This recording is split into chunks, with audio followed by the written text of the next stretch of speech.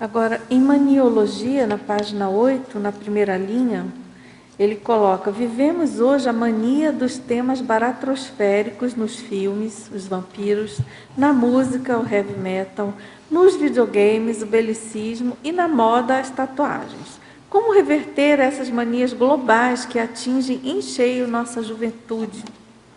Esse é um aspecto que está preocupando, acho que todos os sociólogos. Nós vivemos hoje, é um amálgama de tendências, né? Primeiro, essa baratrosfera mais próxima da gente tem tudo a ver com a reurbanização, né? Nós vemos hoje, infelizmente, vemos casos aí de atrocidades todo dia, toda hora. A gente tem até medo de ligar a televisão, porque está toda hora tendo uma atrocidade. Isso, nitidamente, é a baratrosfera que está... O pessoal que foi reurbanizado está aí. Então, aliado a outro processo, que é a revolução tecnológica. Então, a revolução tecnológica trouxe também muito mais estímulo, né? Hoje em dia, até tem um tema, né? Que o pessoal tem uma série de neologismos. Então, um neologismo que foi lançado é que hoje nós temos o que a gente chama de presentismo. Presentismo, o que é? É tudo ao mesmo tempo. Você tem que dar conta do e-mail, dar conta, das informações que vêm do mundo todo, da última moda. Então, tem muito estímulo. Então, você tem estímulo demais e muito lixo mental. Então, você lidar com tudo isso ao mesmo tempo, como fazer isso? Sem dúvida nenhuma, tendo as suas prioridades, né? A dificuldade cresce na medida que os estímulos que chegam até nós, hoje em dia, consideram tudo prioritário, né? Hoje em dia, o mundo realmente ficou global. E assim, não importa se o outro lado é meia-noite, o fato é que aqui é meio-dia e ponto, e você tem que dar conta. Então, tudo isso ao mesmo tempo, trazendo no dia a dia, traz uma dispersão enorme, uma ansiedade muito grande. E aí mexe profundamente com a gente. Por quê?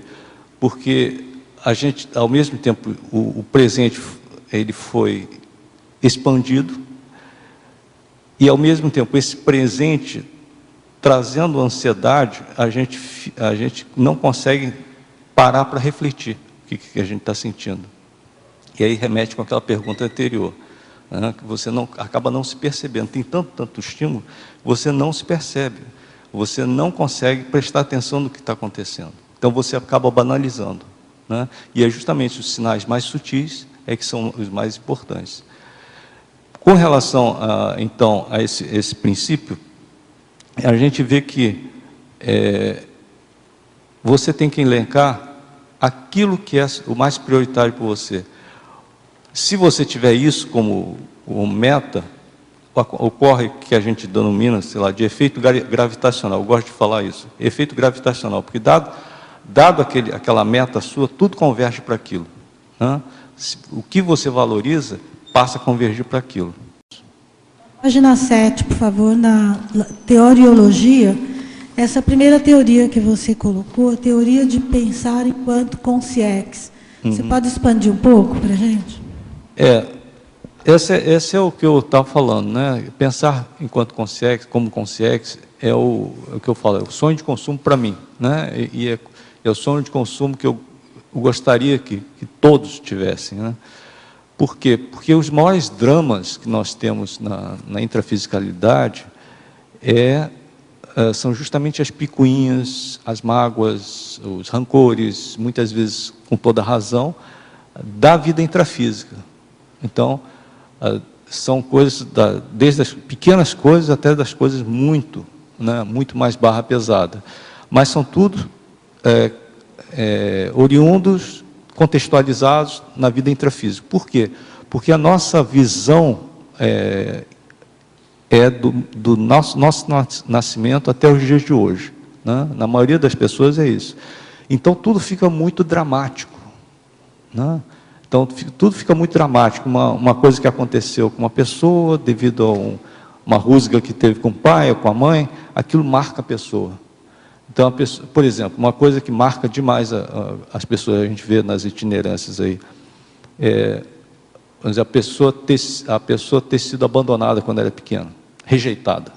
Isso marca a pessoa, assim, indelevelmente, né?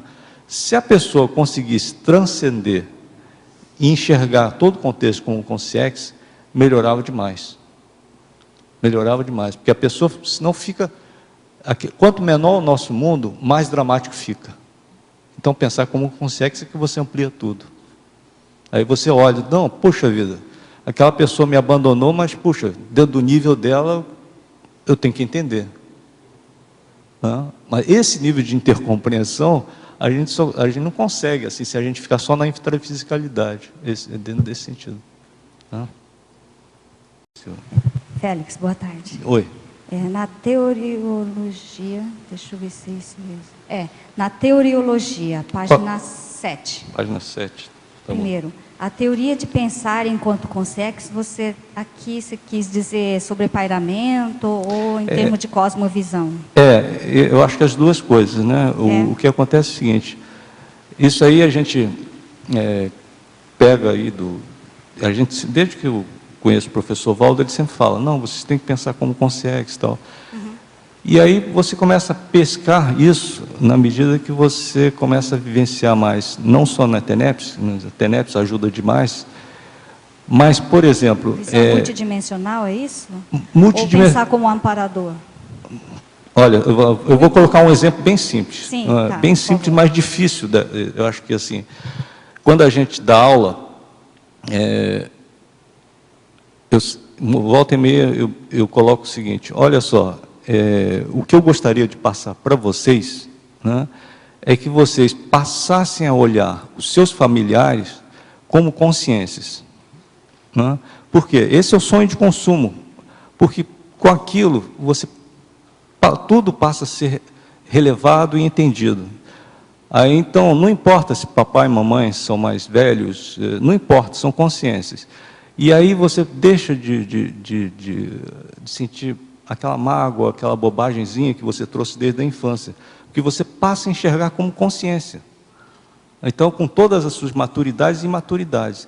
E aí o bacana, que eu acho que é interessante, quando você passa a enxergar como consciência a sua família, eu acho mais interessante é que vem uma outra coisa, que é o sentimento de gratidão. Isso que eu acho mais interessante. Por quê? Porque você passa a agradecer pela oportunidade de estar aqui. E você deixa de ter aquela mágoa, aquela picuinha, sabe? Então, tem a ver com sobreparamento, tem a ver com, respondendo aí, tem a ver com olhar como amparador. Eu acho que tem tudo a ver com isso. Certo. Então, é pensar como consciência. Entendi. Mitologia. Os dois últimos Desculpa, mitos. Mitologia. Daí tá. é na página 8. Os dois últimos mitos. O mito da paz ser sinônimo de passividade e o mito da paz ser injustiça. Tá.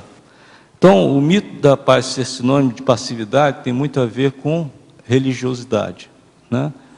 Tem muito a ver com a religiosidade em que pode ser catolicismo, pode ser praticamente qualquer religião, em que você coloca como amparador ou como o máximo, o top, né? E que você não vale nada e que você tem mais é que ficar passivo.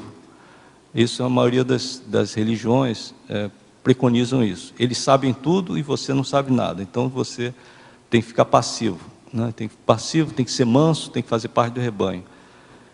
Tá? E a outra é mito da paz sem justiça, porque não existe paz sem justiça, né? Existe o que você tem que fazer, o que nós temos que fazer é ampliar a noção de justiça e noção de paz. Porque, pontualmente falando, se você for olhar, não existe, né? Existe muita injustiça, né? Muito pelo contrário, só você ampliando que você passa a entender o processo maior, né? Essa é a nossa maior dificuldade enquanto consciências ressomadas, né? Sim. Essa é a nossa maior dificuldade, que a gente tem uma visão muito restrita, né? Desde o nascimento até os dias de hoje. Então, a nossa visão é muito pequena. né? Então, existe muita, entre aspas, injustiça. Basta ver, por exemplo, o livro do professor Valdo, lá, Cristo espera por ti. Quem lê aquele trecho, diz, puxa, quanta injustiça. Isso é um absurdo. Né? Depois, quando ele amplia, diz, agora entendi. Então, eu acho... também para não correr o risco de cair na síndrome do justiceiro, né? Que você traz aí na síndrome também, né? Perfeito. Tem que ter cosmoética, criticidade para lidar com isso, que não é tão simples assim. Né? Não, aí eu acho o seguinte, que qual é a grande dificuldade, que eu acho que eu também falo isso, que eu acho que é uma coisa que nós temos que desenvolver, nós queremos entender tudo. Nós queremos não só justiça, mas nós queremos entender tudinho agora. Né?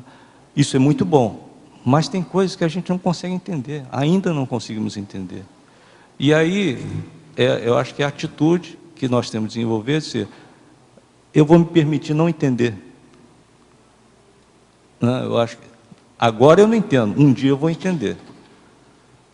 Então, esse tipo de atitude, dentro do nosso nível, eu acho muito necessário. Né?